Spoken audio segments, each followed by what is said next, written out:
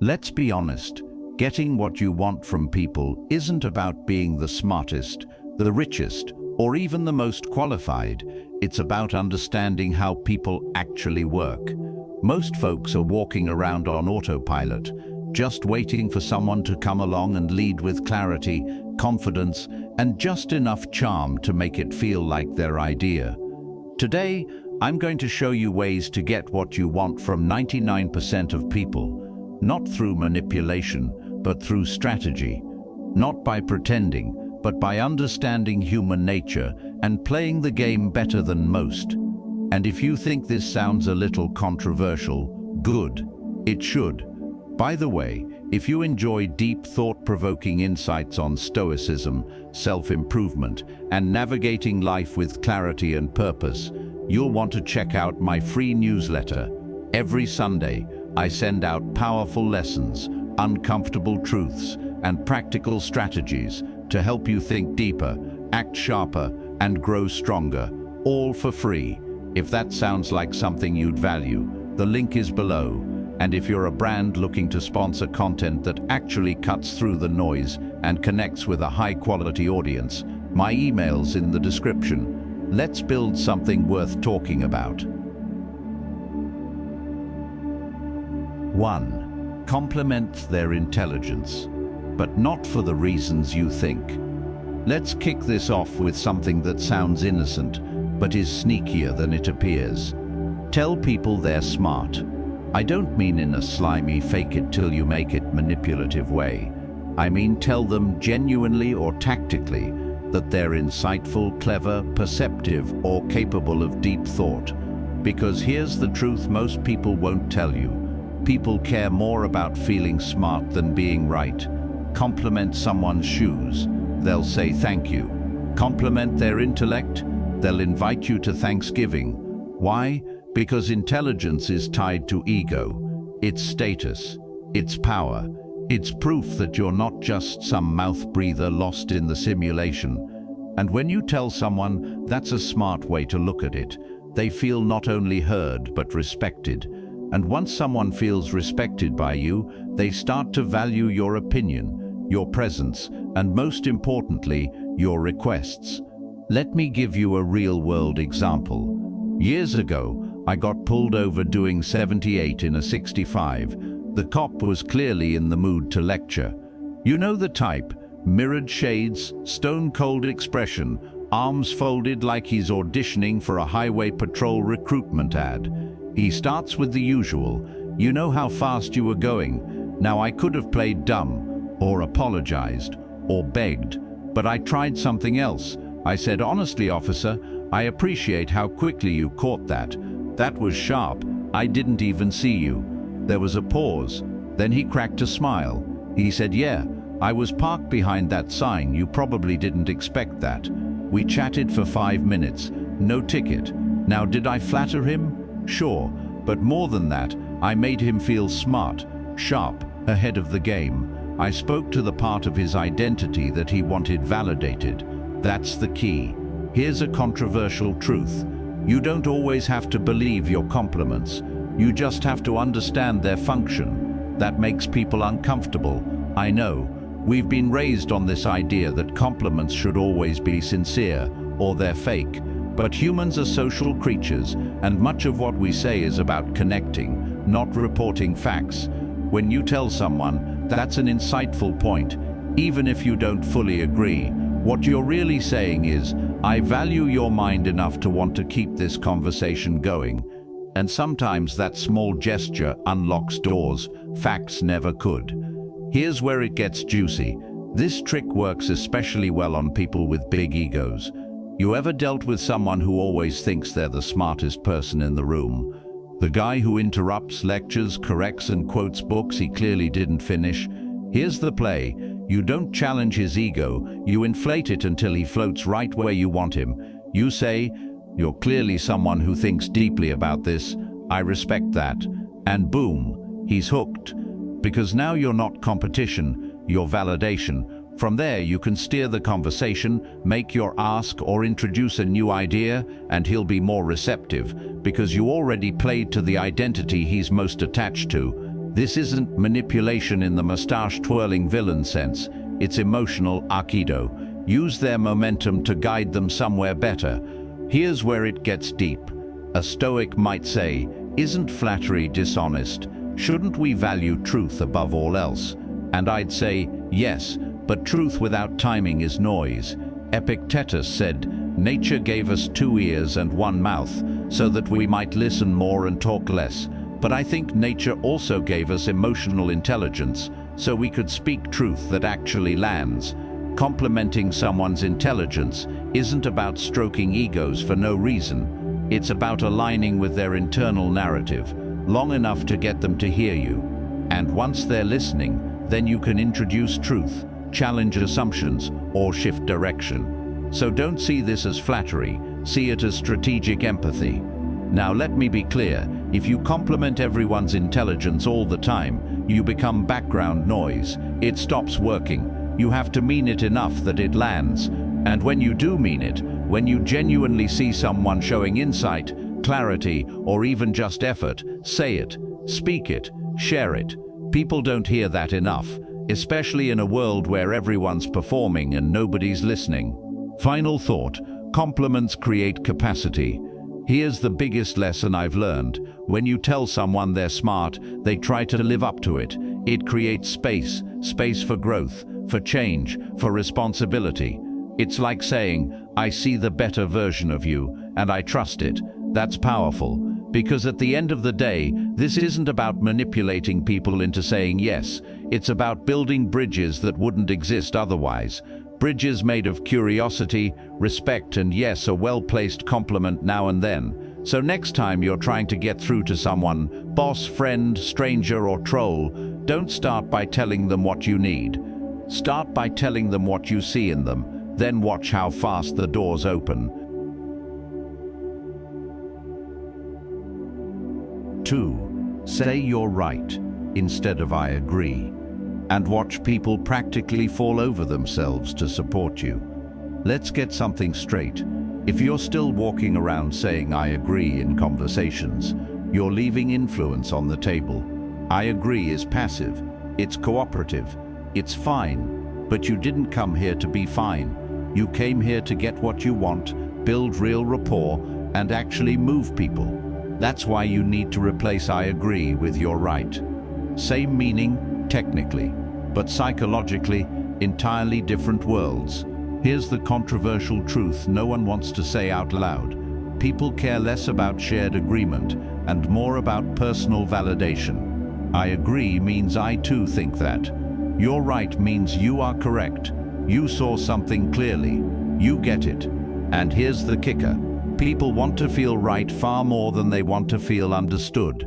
Yeah, I said it. We've been told for years to listen actively, validate emotions, make people feel heard.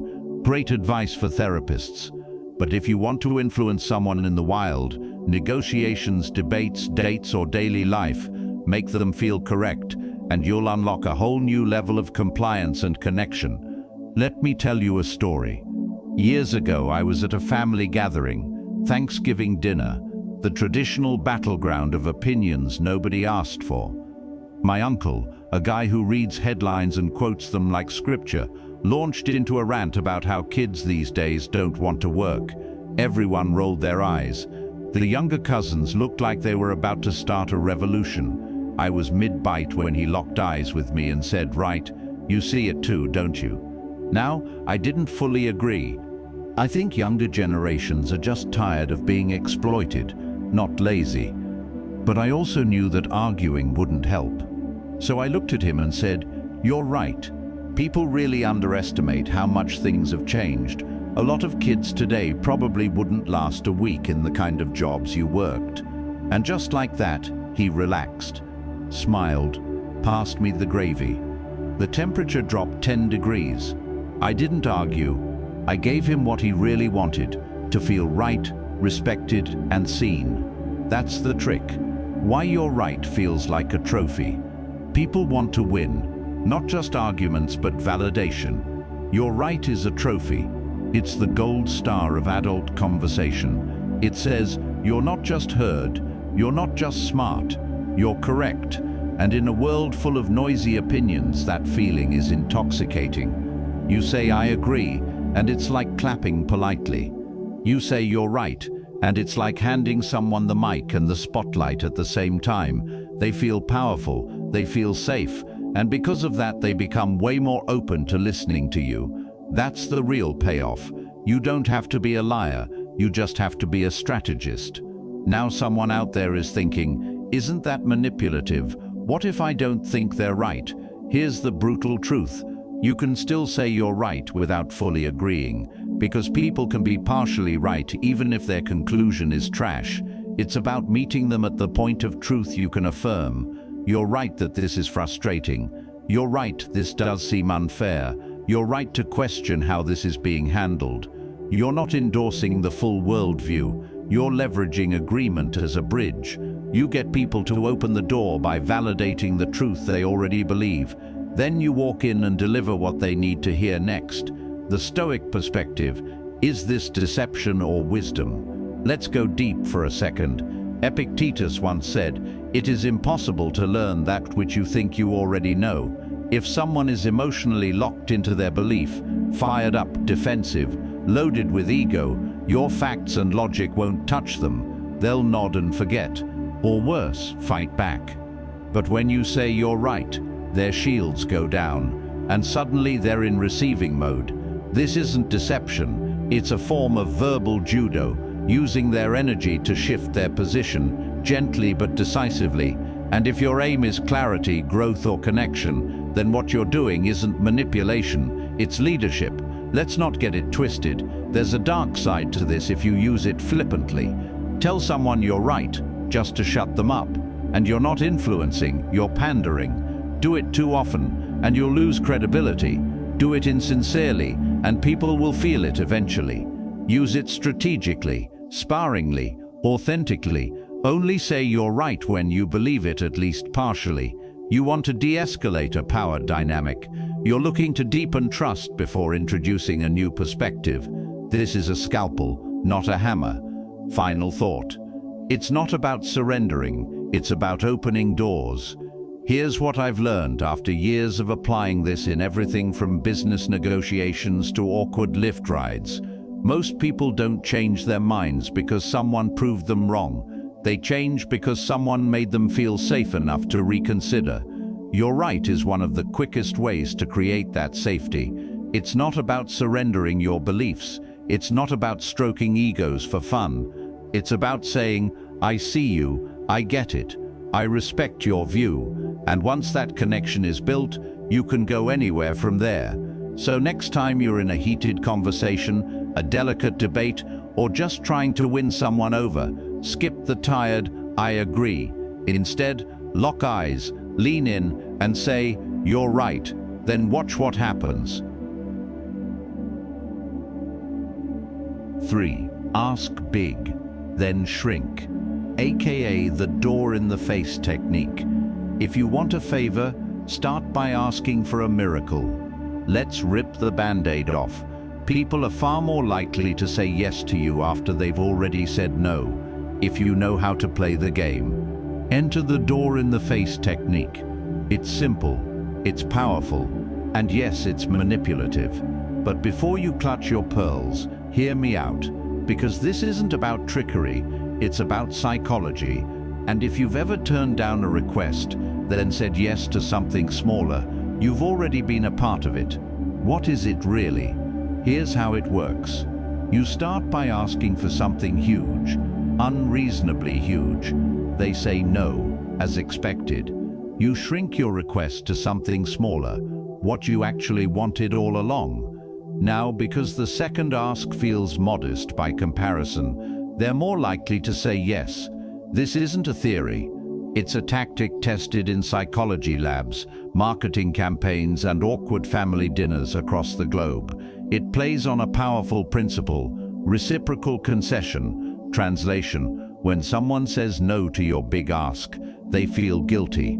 So when you lower your request, it looks like you're meeting them halfway, and they feel pressure to do the same. It's baked into our brains like social software. We hate feeling like we're letting people down, especially when they seem to be compromising for us. How I used this to get a free hotel room after midnight. A few years ago, I was stranded in a city I won't name because I might want to stay there again, and I had nowhere to sleep. It was past midnight. Every hotel was booked. My phone was dead. I was running on fumes and rage.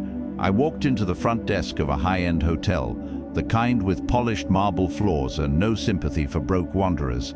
I said, "Listen, I know this is insane, but is there any way you can comp me a room for the night? Just one. I'll check out by 6 a.m. I won't touch a single minibar item." The receptionist blinked like I'd asked for a unicorn. He said, "I'm sorry, sir, we don't do free stays." I nodded. "I get it. Totally fair. Could you at least let me charge my phone in the lobby for a bit and maybe sit down until I figure something out?" He paused, looked around, then said, "You know what, hold on. Let me see if I can find a room that hasn't been cleaned yet." 5 minutes later, I was in a room with clean sheets and zero charge. Why? Because my real ask was never the free room. My ask was, let me sit and charge my phone. But that seemed so reasonable after I'd opened with something absurd that saying no would have made him feel like a villain. The first ask was the door. I knew it would get slammed, but the second ask, that's when the door cracked open, just enough to let me in. Here's the controversial twist. This still works even when people know what you're doing. That's how deeply wired the impulse to reciprocate is. It's not about logic, it's about internal pressure. A tension between our image of ourselves and how we're behaving in that moment. If you seem cooperative, reasonable, or vulnerable, they'll feel like jerks if they don't meet you halfway. So they say yes, not because they want to stop feeling guilty. Let me be brutally honest, a lot of people hate this tactic because it exposes something uncomfortable about human nature. It shows that we're predictable, that our decisions can be influenced by context, not just content. And that makes people feel manipulable, a word I just made up, but you know exactly what I mean. Here's the truth. You don't say yes to the second ask because it's good for you. You say yes because it feels fair. It feels like balance, like you're maintaining some invisible social ledger. That's not manipulation, that's leverage. And if you don't use it, someone else will, usually better than you. Where most people screw this up, this tactic isn't hard. But most people mess it up in one of two ways. One, they make the first ask too big. If you open with, "Will you co-sign a mortgage with me?" and you've just met the person, that's not a tactic, it's delusion. Your ask should be bold, not psychotic. Two, they make the second ask sound like a trap. You can't say, "Okay, fine, then just give me your car keys for the weekend." You have to make the second ask sound like a favor to them, not just a downgraded demand. Stoicism teaches us to control ourselves, not others. So is this manipulative? Maybe, but not necessarily unethical. Seneca once said, "We suffer more in imagination than in reality." Well, guess what? Most people imagine that saying no makes them bad. They imagine they've caused harm. And you, by using this method, help them restore that inner narrative that they're good. You're not conning them, you're giving them a choice. And their desire to restore balance makes that choice easier. That's not deception, that's understanding the terrain of the human mind. You know what I've learned after trying this in boardrooms, breakups, and business deals? People don't hate doing things for others. They hate feeling like they didn't have a choice. The door-in-the-face technique doesn't remove choice, it creates context. It gives them a story to tell themselves. I couldn't do that big thing, but I did help. I didn't abandon them, I compromised. I said no, but I'm not a bad person. You help them maintain their identity while still getting what you need. That's not manipulation, that's strategic empathy with guts. Here's your challenge. Want someone to read your writing? Ask them to edit it. Want someone to donate $10? Ask for $100, then lower it. Want a friend to pick you up from the airport?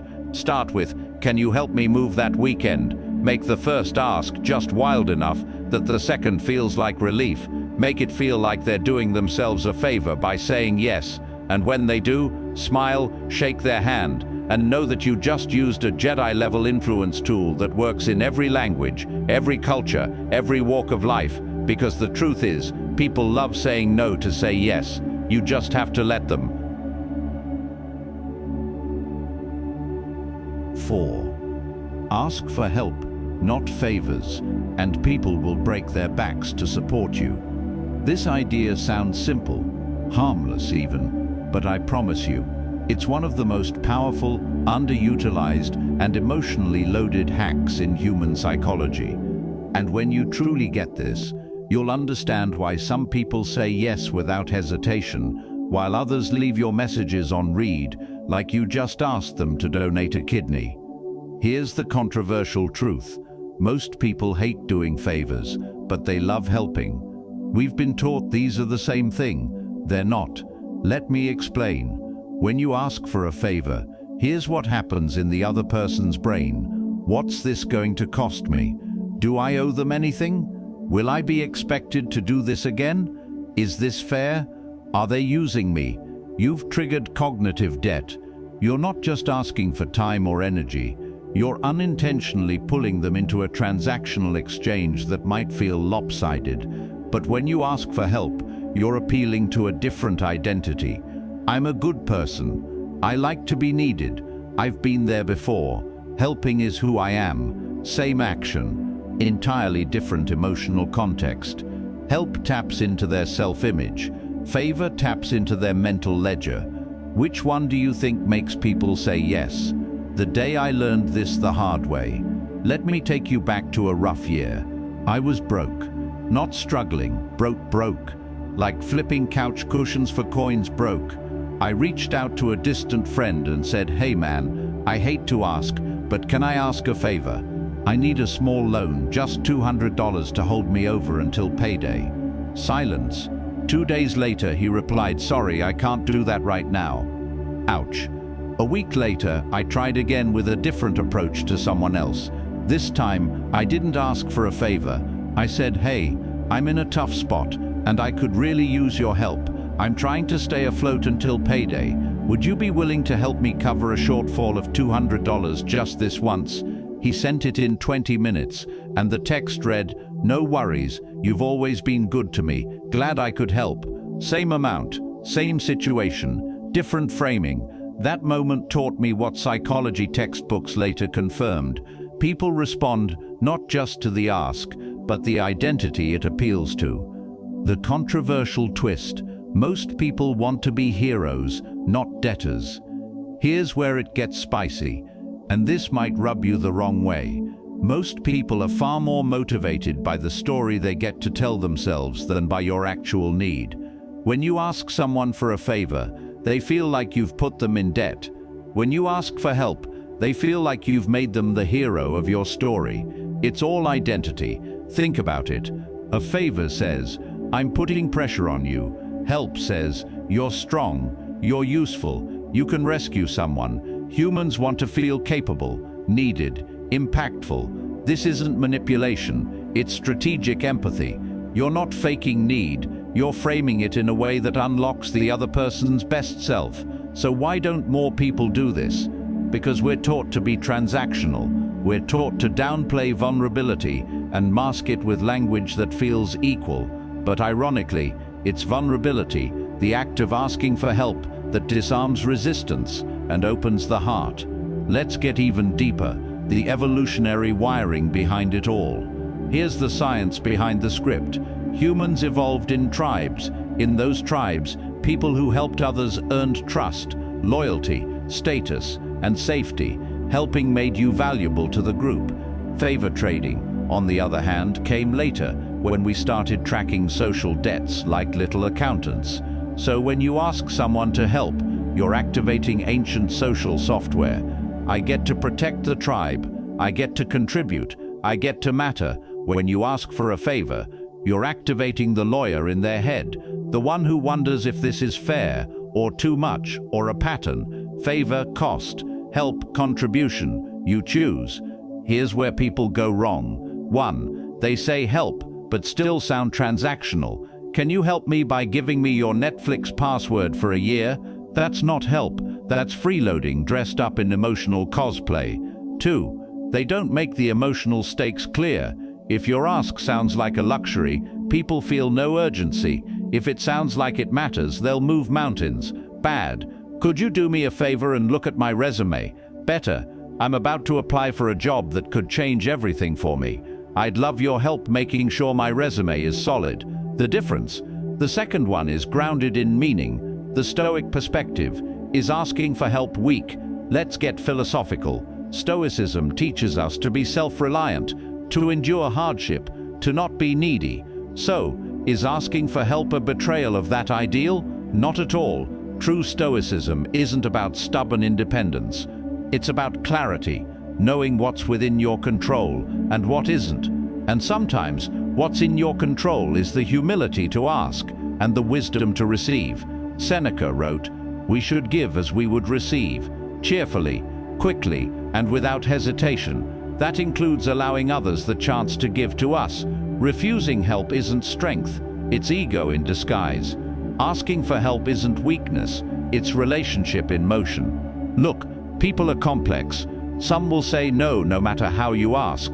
Some will say yes to anything. But most, they're somewhere in the middle, torn between empathy and self-preservation. If you want to reach them, speak to the identity they want to have. Frame your ask in a way that makes them feel like helpers, not debtors. Because deep down, we all want to matter. We all want to know our time, energy, and presence has weight. When you ask for help, you're not just requesting support, you're giving someone a chance to step into their highest self. And that's a beautiful exchange. So next time you need something, money, advice, time, or even forgiveness, don't beg for a favor, invite them to help. You might be surprised how much people are willing to give once you remind them who they are. 5. Make it about them. Because nobody really cares about you until they see themselves in you. Let's drop the polite fiction. When you're trying to get what you want from someone, be it love, money, a yes, an opportunity, or even basic attention, the first thing you have to accept is this: people don't care about you, they care about themselves through you. I know, that stings, but let me show you why that truth, when embraced, not resisted, can become the most powerful tool in your arsenal. Because when you stop trying to impress people and start trying to activate them, their identity, their needs, their aspirations, you unlock influence that doesn't just get you what you want, it makes them feel like giving it to you was their idea. We are all the main character in our own story. When you ask someone for something, time, energy, support, resources, you are interrupting the movie in their head. And if your ask doesn't fit their storyline, they will delete you like a spam ad before the first scene ends. But if you reframe your ask, your pitch, your appeal, your need in a way that fits their identity, their desires, their hero arc, then suddenly you're not a distraction, you're the catalyst, you're the wizard showing up to guide their journey. The key that unlocks the version of themselves they already want to become. You're not saying, "Help me," you're saying, "This helps you." Big difference. A few years ago, I wanted to be mentored by a guy I'll call D. He was the kind of person everyone wanted access to, sharp, successful, skeptical of flattery. He ignored my emails, my DMs, my carefully crafted messages on LinkedIn. So I tried something different. Instead of pitching me, I made it about him. I emailed him and said, "I've noticed you rarely talk about how you think about decision-making under uncertainty, yet your career suggests you're exceptional at it. I want to study that. I'll document our conversations. You'll get a written archive of your own mental models, edited and organized, with zero time spent writing. All I ask is an hour of your time." He replied in 8 minutes. Why? Because I didn't ask him to help me improve. I offered him a mirror, a way to see his value in a new light, a legacy project, a reflection. I made it about him, but I still got everything I wanted and more. We're taught that authenticity is the highest virtue. Just be real. Just tell them how you feel. Just explain your needs. But here's the uncomfortable truth. People don't reward need, they reward relevance. It's not enough to be sincere. You have to be strategic. This doesn't mean you become fake. It means you become fluent. Fluent in human ego, identity, aspiration, and fear.